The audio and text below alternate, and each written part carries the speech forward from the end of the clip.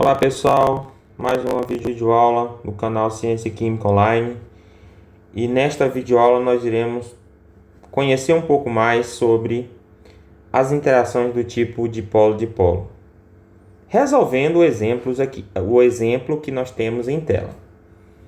Então vejamos o enunciado do nosso exemplo. Para quais das seguintes moléculas as interações do tipo dipolo-dipolo são importantes? Explique. Então é o seguinte, para começo de conversa, o nosso foco é só as interações do tipo dipolo-dipolo. E para que elas sejam importantes, elas precisam existir. Para elas existirem, a molécula tem que ter uma distribuição assimétrica. Ou seja, se eu fizer as ligações da estrutura como um todo, o μ resultante dos vetores dos momentos das ligações tem que ser diferente de zero, tá? Se ela for diferente de zero, vai existir momento dipolo. Logo, vai ser importante para essa molécula. Se o meu μ for igual a zero, a minha molécula vai ser apolar e não vai ter momento dipolo. Então, não é importante. Ok? Então, polar e apolar. Nós estamos de olho para identificar quem são as moléculas polares. Quais moléculas? Essas que estão na letra A, na letra B e na letra C do nosso exemplo. Então vejamos. Lembrando, para determinar essa situação aqui é necessário você conhecer tanto a geometria quanto a diferença de eletronegatividade existente entre esses elementos. Então aqui nós não iremos fazer cálculo, é previsão, mas em cima disso é possível afirmar com certa segurança se essa molécula vai ter tipo de interação polar ou apolar, ou seja, se é momento dipolo, ou se é por interações de força de Van der Waals ou forças de London. Então vamos lá. Primeira molécula é o oxigênio. Então o oxigênio ele está assim, né? Uma ligação dupla, que quando eu vou falar de geometria em si, ela vai ser uma geometria linear, né? E eu trato isso aqui como se fosse uma ligação simples. É basilar do assunto de geometria molecular, tá? Então essa aqui é uma estrutura linear, de modo que a ordem de grandeza aqui não é oxigênio, se não me falha a memória, eu vou colocar aqui só para ele. Mas se não me falha a memória, em algumas tabelas aparece que a ordem de grandeza da eletronegatividade do oxigênio é 3,5. Lembrando que a tabela periódica, todas essas informações estão na tabela periódica, ou seja, quem é mais eletronegativo, quem é menos eletronegativo, se encontra na tabela periódica. Que basicamente na tabela periódica tem linhas e coluna, né? E a eletronegatividade ela vai aumentar da esquerda para a direita na linha e de baixo para cima na coluna. Lembrando que o elemento mais eletronegativo da tabela periódica é o flúor, que nós não temos aqui nesse exemplo, mas é interessante a gente lembrar disso. Então a diferença entre eles vai dar igual a zero. Então essa molécula aqui é apolar. Logo podemos dizer que o momento dipolo ou as interações do tipo momento dipolo não é importante, porque ela não existe, né? Não é importante, porque a molécula é apolar, tá? Então, se ele não existe, ele não vai ser importante para a molécula. Então, vejamos nossa letra B. Na letra B é o CHCl3. Então, o átomo central é o carbono, que vai estar ligando 4 outros átomos, que 3 deles são átomos de cloro, né? Cl, Cl e Cl. E aqui um hidrogênio. Então, a estrutura dela aqui, ó, se você for olhar, é um tetraédrico, né? Então, estrutura tetraédrica.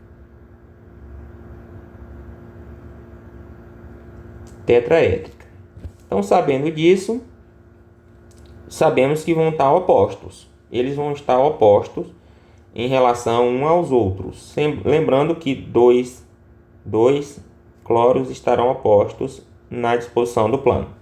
Então vejamos, aqui eu não estou colocando a distribuição, a estrutura tridimensional, mas bidimensional já dá uma boa ideia dessa distribuição. Algumas estruturas mais complexas você precisa colocar no plano tridimensional, tá? Nesse caso aqui dá para perceber só no plano bidimensional sem problemas. Então vejamos, o carbono é menos eletronegativo do que o cloro, então o momento da ligação vai estar saindo do carbono e indo para o cloro, nas três situações. Só que o carbono é mais eletronegativo do que o hidrogênio. Então, se você observar lá, é o único elemento ali que tem uma eletronegatividade considerável que o carbono consegue ter maior eletronegatividade e logo na ligação, a ligação ou par de elétrons da ligação vai estar mais para o carbono. Então, muito bem. Para fazer a resultante, eu vou só enumerar aqui para facilitar, né? De maneira arbitrária. Vou enumerar chamando de Mi, né? Então, eu vou chamar isso aqui de Mi1, Mi2 e Mi3 e, por último, Mi4. Então, para fazer a somatória, que na final das contas vai dar uma diferenciação entre os cloros, que estão apontando em sentidos opostos. Então, eu vou pegar esses dois aqui, por exemplo. Ó. Tá? Esses dois aqui, então eu vou chamar de Mi resultante 1. Então, vai ser igual a o meu Mi1, tá? Mais menos Mi3, que estão apontando em sentidos opostos. Isso aqui vai ser igual a 0, né? Já o meu Mi resultante 2, tá? Olha que eles não estão apontando no mesmo sentido, né? Isso aqui, ó, estão apontando no mesmo sentido. Então, se você for observar melhor, meu Mi2 aqui vai ser meu Mi4, né? Mi4 mais o meu Mi2. Isso aqui vai ser diferente de 0, tá? Então, veja bem que nós já encontramos aqui algo bem interessante em função disso. Então, eu posso dizer que o meu Mi resultante, que é a somatória de meu Mi resultante 1 mais meu Mi resultante 2, esse Mi resultante aí vai ser diferente de 0. Então, embora a molécula seja tetraédrica, que muitas vezes ela é apolar, neste caso ela vai ser polar. Por quê? Porque meu Mi resultante é diferente de 0, então é polar. Então, neste caso, as interações de dipolo vão ser importantes, porque elas vão predominar entre as moléculas de CHCl3. Ok? Então, ela é importante porque ela existe pelo fato dessa molécula ser uma molécula polar. Tá aí a nossa explicação. Então, vejamos.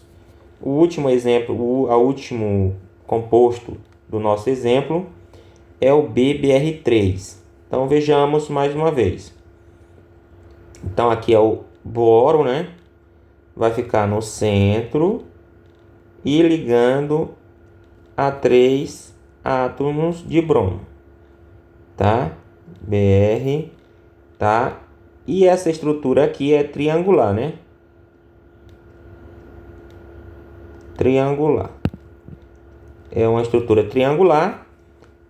O boro é menos eletronegativo do que o bromo, então o momento da ligação vai ficar nesse sentido, certo? Então, saindo do boro e indo para o bromo. Então, esse é o sentido. Então, eu tenho nessa situação aqui, ó, eu vou ter que arrumar uma resultante para fazer a diferença com quem está apontando para cima, ou seja, com esse aqui, ó. Então, eu vou ter um resultante aqui, ó. Um resultante Mi resultante.